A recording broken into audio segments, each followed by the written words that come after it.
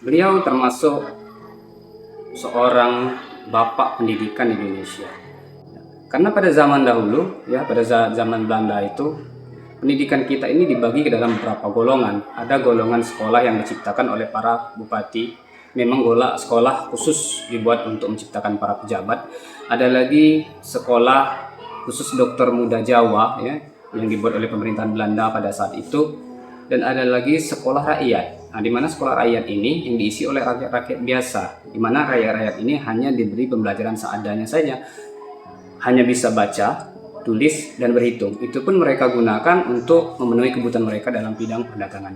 Nah, berangkat dari pemikiran itu, ya, seorang Ki Hajar Dewantara, ya, menciptakan sebuah sekolah pada saat itu di tahun 1922, ya, Taman Siswa namanya. Jadi di sekolah itu konsepnya merdeka belajar. Jadi sudah sejak zaman dahulu merdeka belajar itu sudah ada, ya, sudah diterapkan oleh Ki Hajar Dewantara. Jadi Ki Hajar Dewantara mendirikan sekolah ini tujuannya adalah untuk semua rakyat Indonesia itu supaya mendapatkan pendidikan yang adil dan merata. Ya. Jadi dalam pidatonya itu saat mendirikan Taman Siswa itu yang saya ingat bahwasannya Ki Hajar Dewantara mengatakan, mau gelarmu Raden Mas, mau gelarmu Raden Ajeng, atau gelar kebangsawanan apa yang kamu miliki, ya, di Taman Siswa ini itu tidak berlaku. Jadi kata beliau, ketika kalian masuk di Taman Siswa, untuk seorang laki-laki maka gelar kalian Ki, dan gelar untuk seorang perempuan maka dia dipanggil Ni. Jadi di Taman Siswa ini kita sama, kita tidak memandang kasta, kata dia begitu, ya. Kurang lebih seperti itulah. Jadi sekolah ini memang sekolah yang merdeka, semuanya berhak mendapatkan pendidikan yang layak.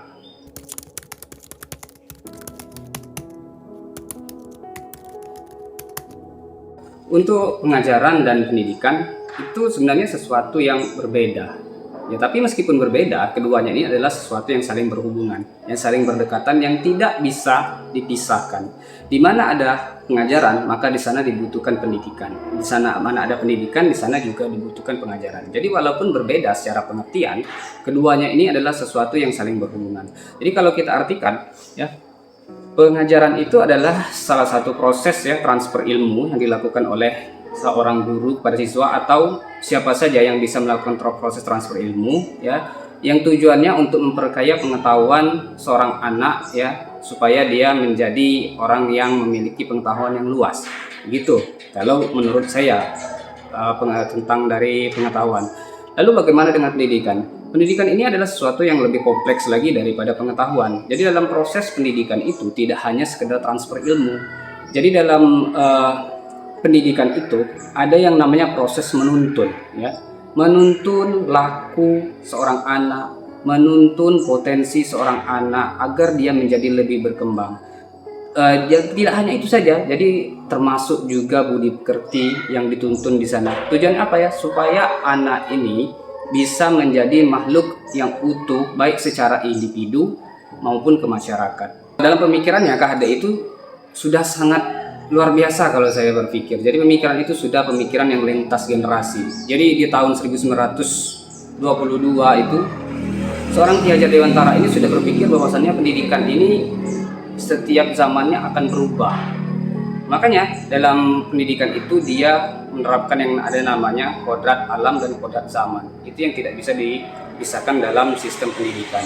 Di mana kodrat alam ini adalah kita harus memahami potensi seorang anak itu, kodrat lahirnya, bawaan lahirnya, lingkungannya. Jadi itulah sesuatu yang harus kita pahami seorang guru. Jadi antara anak yang memiliki lingkungan kehidupan A tidak akan bisa sama dengan anak yang kehidupan B.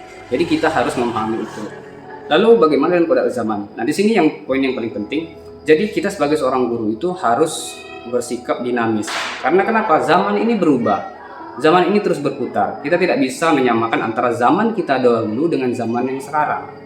Jadi kalau kita tetap menganut pendidikan zaman dahulu, kita pasang di zaman sekarang, itu tidak akan cocok dengan anak-anak zaman sekarang. Ya, karena anak zaman sekarang sudah abad 21.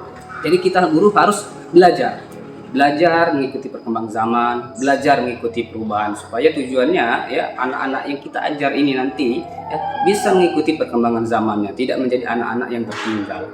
Karena kenapa? Anak yang kita didik sekarang itu adalah anak yang akan menjadi masyarakat beberapa tahun yang akan mendatang.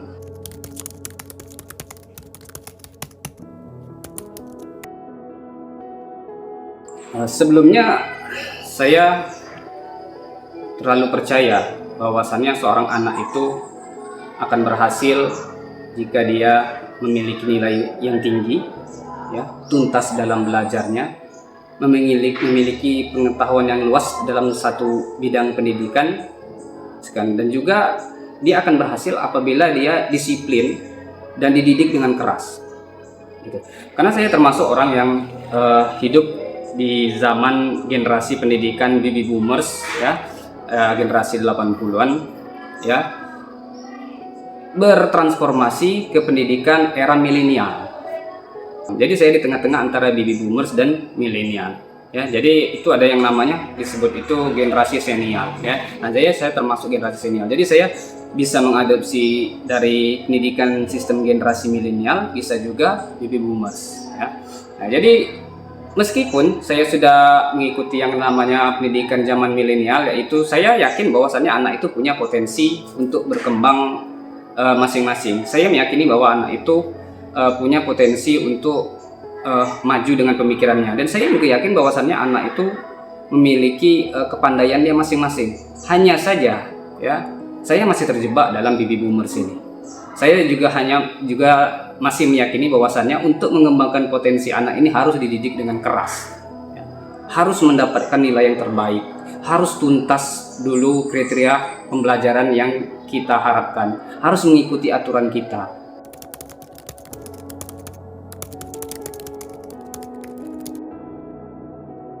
Setelah mengikuti guru penggerak dan belajar di modul 1.1, ya, kalau ditanya dari segi perubahan dari pemikiran dan perilaku saya, itu banyak sekali, ya.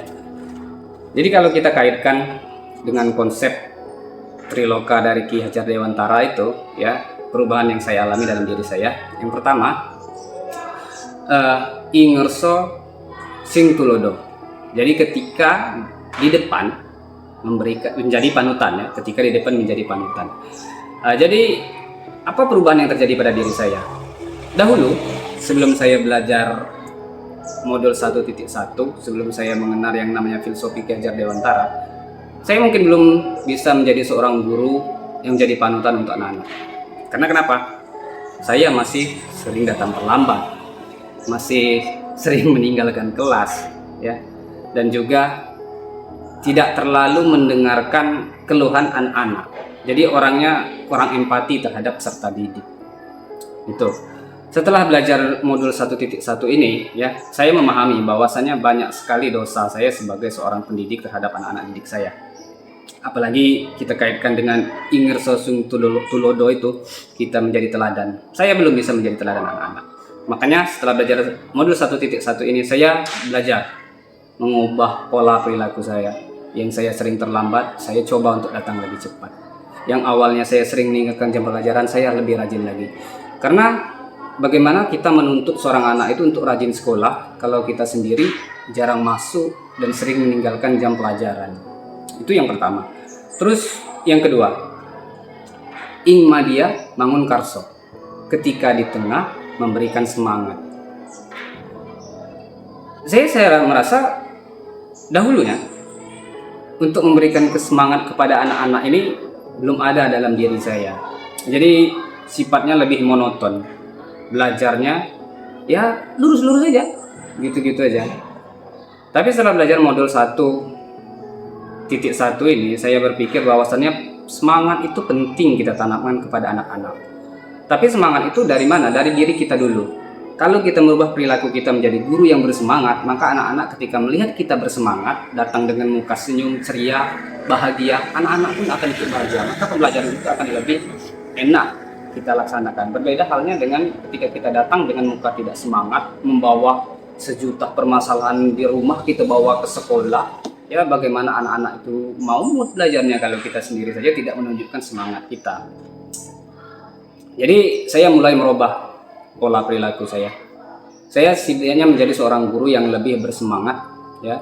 Karena saya berpikir kalau saya semangat, saya energik, anak-anak yang lain pun akan lebih semangat, lebih energik belajarnya. Tidak semua memang langsung seperti itu, tapi bertahap, ya. Bisa kita mulai secara pelan-pelan. Lalu yang ketiga, Tut Uri Handayani. Dalam Tut Uri Handayani, ketika di belakang memberikan dorongan. Ya, dorongan itu memang penting. Jadi kalau sebelumnya bagaimana saya mau memberikan dorongan kalau pembelajaran itu hanya saya buat pembelajaran yang berpola kepada saya saja, ya, pelajaran yang berpusat kepada guru saja, tanpa memikirkan perkembangan anak, tanpa memikirkan pemikiran seorang anak. Jadi anak itu hanya belajar kepada saya. Jadi bagaimana anak-anak itu mau saya dorong keluar potensinya kalau anak-anak itu belajarnya setiap hari saya suap, saya yang ngasih. Tidak ada tindakan saya untuk mendorong supaya potensi anak-anak ini keluar.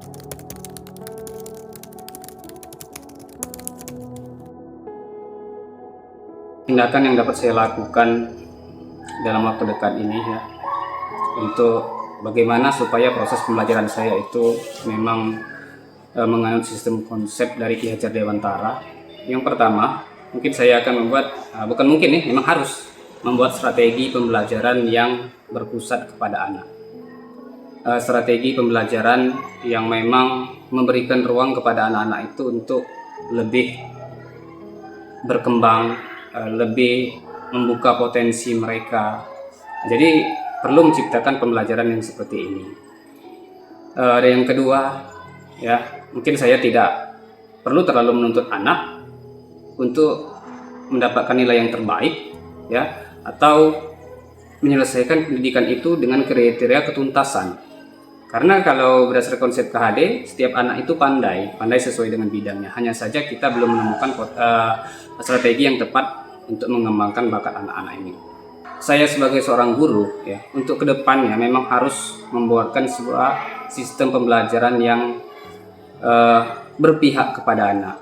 Karena dengan sistem pembelajaran yang berpihak kepada anak, itu akan membuat tumbuh perasaan bahagia kepada anak. Jadi kalau anak-anak ini sudah merasa bahagia dalam sistem pembelajaran, artinya dia merasa kasmaran kepada kita, ya. Jadi kita akan menjadi seorang guru yang dinantikan oleh anak-anak itu, ya. Dengan anak-anak ini merasa bahagia kepada kita, senang mengikuti pembelajaran kita, untuk tujuan pembelajaran saya rasa akan sangat mudah dicapai, ya. Dan ketuntasan anak pun mungkin mudah mereka capai. Jadi itu yang penting menurut saya, menciptakan sebuah pembelajaran yang berpusat kepada anak, mengembangkan potensi anak, memberikan ruang kepada anak untuk lebih berkembang.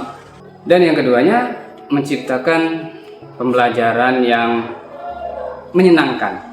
Nah, tujuannya supaya anak-anak itu dalam sistem pelajarannya menjadi lebih bahagia. Kalau mereka bahagia, maka pembelajaran ini akan lebih terarah. Dan keadaan kelas pun bisa lebih kita kontrol.